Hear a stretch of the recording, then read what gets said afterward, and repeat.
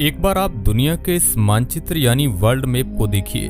आपको जानकर हैरानी होगी, पर इस छोटे से नक्शे में पूरी दुनिया के 200 देश बसे हैं। इसमें आप दुनिया के 7 महाद्वीपों और उनके चारों ओर फैले समुद्र को देख सकते हैं, जिसमें आप हमारे भारत देश को भी देख सकते हैं।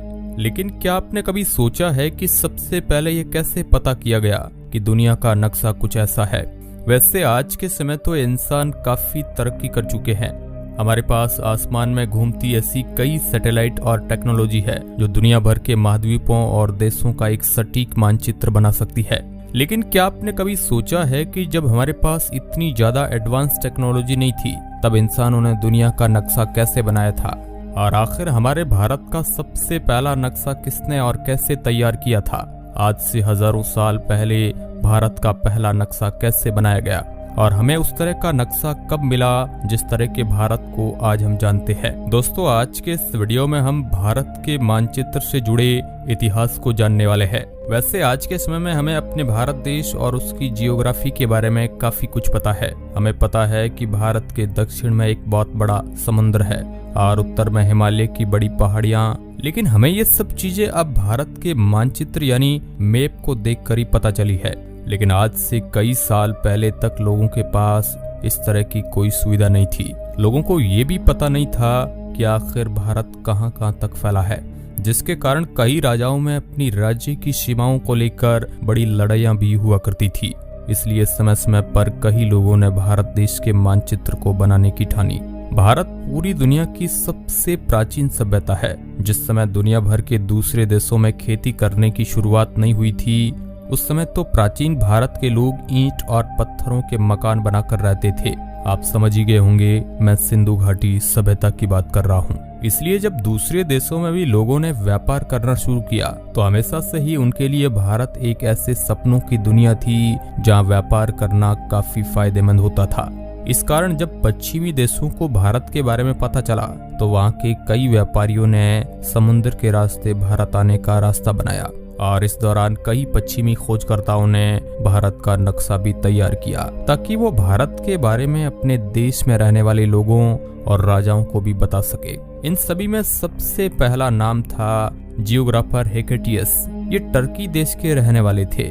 इन्होंने अनाक्सीमेंडर नाम के मशहूर जियोग्राफर द्वारा बनाए गए दुनिया के मानचित्र पर ही काम कर उसे और भी बेहतर बनाया था।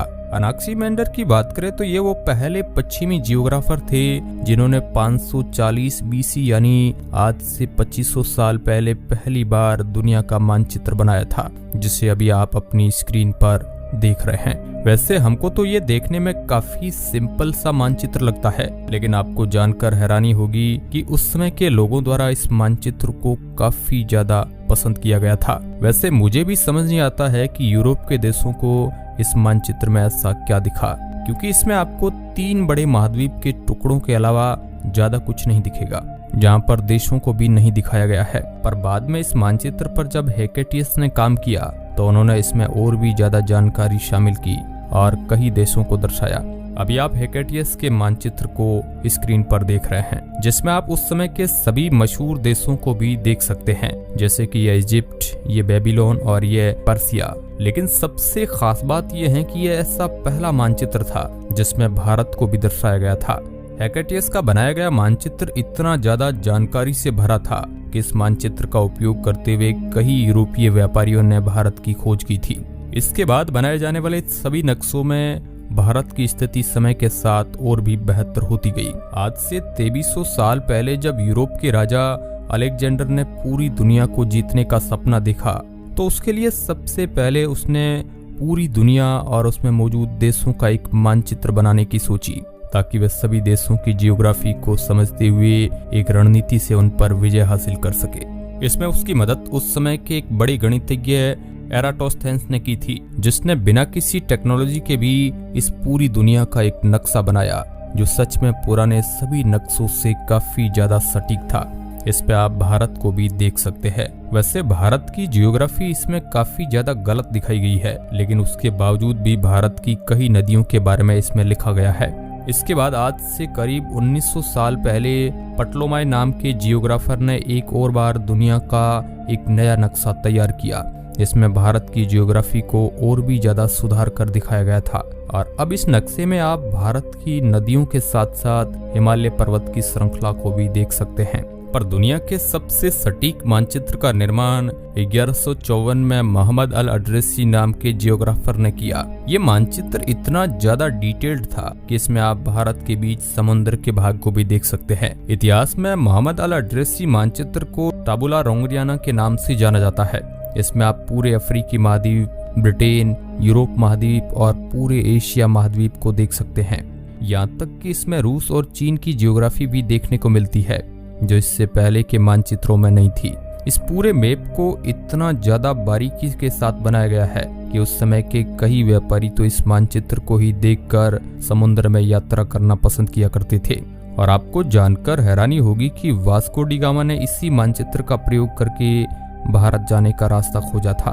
अमेरिका और कनाडा का पहला मानचित्र। ये मानचित्र निकोले डे कावेरी नाम के एक मशहूर जियोग्राफर ने 1505 में बनाया था। आप इस मानचित्र को यहाँ देख सकते हैं। हाँ, वैसे आपको ये मानचित्र काफी सिंपल दिख रहा होगा, लेकिन अमेरिका और कनाडा देशों के नागरिकों के लिए ये मानचित्र काफी ज्यादा जरूरी हो जाता है, क्योंकि ये पहली बार था जब दुनिया के मानचित्र में इन देशों को दिखाया गया।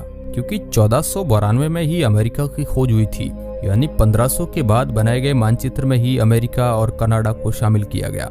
अब्राहम आर्टेलियस बेल्जियम 1527 पहले ऐसे मानचित्र कार्यकर्ता थे जिन्होंने पूरी दुनिया को एक ग्लोब की शक्ल दी थी, जिसे आज हम कई लोगों की टेबल पर देखते हैं। इसमें अब्राहम ने अपने बनाए गए मानचित्र को इतना ज्यादा डिटेल दी थी कि आप इसमें कई देशों और महाद्वीपों के नाम भी पढ़ सकते हैं। वैसे इसमें अमेरिका और कनाडा के कुछ भागों का सही मानचित्र नहीं था, क्योंकि उस समय तक भी अमेरिका और कनाडा के बारे में ज्यादा कुछ दुनिया को पता नहीं था। इन सभी मानचित्रों में आपको ऑस्ट्रेलिया भी देखने को नहीं मिलेगा, क्योंकि 1623 में ही ऑस्ट्रेलियन महाद्वीप की खोज हुई थी, जिसके बाद 1630 में हेनरिच हॉन्ड्यूस नाम के एक जियोग्राफर द्वारा ऑस्ट्रेलिया को भी शामिल करके पूरी दुनिया का एक मानचित्र बनाया गया। और अब जैसे जैसे दुनिया भर के देशों को दुनिया के दूसरे हिस्सों में मौजूद देशों के बारे में पता चल रहा था, अब लोग उन नए ढूंढे गए देशों तक समुद्रों के रास्तों के चलते पहुंच रहे थे। कई बड़े बड़े देशों ने तो अपनी बड़ी समुद्री सेना भी तैयार कर ली थी, ताकि वो ऐसे ही दुनिया के अलग अलग हिस्सों में जाकर उन पर कब्जा कर सके। ऐसा ही एक देश था इंग्लैंड, जिसे आज हम ब्रिटेन के नाम से भी जानते हैं। ब्रिटेन उस समय काफी तेजी से फैल रहा था, क्योंकि उसकी समुद्री सेना काफी ज्यादा ताकतवर थी। और सबसे बड़ी बात, अंग्रेज युद्ध से ज्यादा लोगों का विश्वास जीतकर धीरे धीरे किसी देश पर कब्जा करते थे।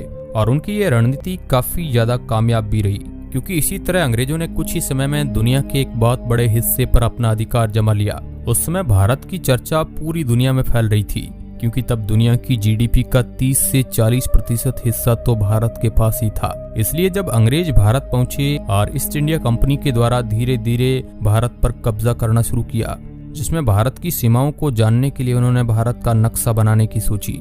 जिसके बाद भारत का नक्शा बनाने का काम सबसे पहले ब्रिटिश जियोग्राफर जेम्स रेनेल को दिया गया। इनके नक्शा बनाने के सफर की शुरुआत 1764 में हुई, जहां सबसे पहले इन्होंने उत्तर भारत के कुछ हिस्सों, नदियों, हिमालय पर्वत की श्रृंखलाओं का एक नक्शा बनाया। और 1779 आते आते इन्होंने पूरे भारत का एक नक्शा बना दिया। लेकिन इस नक्शे में कई कमियां थी। भारत के कई हिस्सों को अलग अलग जगहों के साथ बदल दिया गया, कई जगह की तो दिशाओं में ही गलती थी। लेकिन इसके बावजूद उस समय इस मानचित्र को काफी ज्यादा सम्मानित किया गया था, क्योंकि ये उस समय के मुताबिक एक अच्छा मानचित्र था जो भारत का था। भारत की जियोग्राफी को दिखाता हुआ सबसे अच्छा मानचित्र विलियम लैम्पटन ने तैयार किया, क्योंकि उस समय तक अंग्रेजों को जेम्स रेनवेल के बनाए गए मानचित्र में मौजूद खामियों के बारे में पता चल चुका था। इसलिए वे भारत का एक और अच्छा नक्शा चाहते थे, ताकि वे भारत की सारी जमीन और अलग अलग साम्राज्य का एक अच्छा मानचित्र तैयार कर सके, ताकि उन्हें भारत पर शासन करने में आसानी हो। लैम्पटन को ये काम दिए जाने के पीछे एक कारण ये भी था कि वह काफी ज्यादा पढ़ा लिखा था और उसे जियोग्राफी के साथ साथ एस्ट्रोनॉमी की और मैथमेटिक्स की भी अच्छी खासी नॉलेज थी। और वह पहले भी कई देशों के मानचित्र बना चुका था, जिनकी एक्यूरेसी काफी ज्यादा अच्छी थी।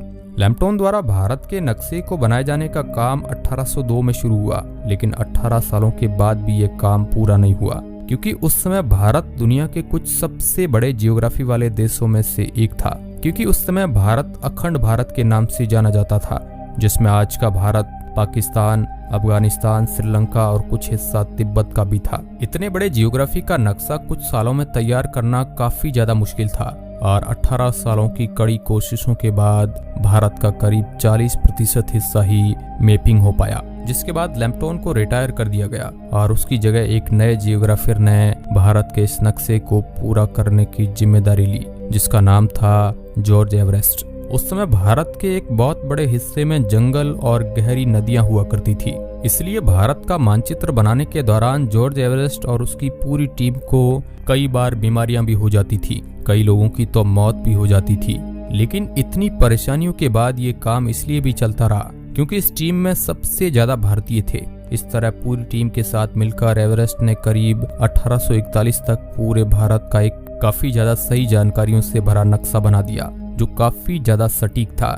लेकिन उस समय इसमें अभी भी कुछ कमियां थी, खासकर हिमालय की पहाड़ियों के बारे में ज्यादा कुछ लिखा नहीं था। इसलिए कुछ साल बाद एंड्रू स्कॉट नाम के जियोग्राफर ने जॉर्ज एवरेस्ट के मानचित्र पर और भी काम किया और इसमें हिमालय पर्वत श्रृंखला की पर्वत चोटियों और उनकी ऊंचाइयों के बारे में काफी अहम जानकारियां हासिल की।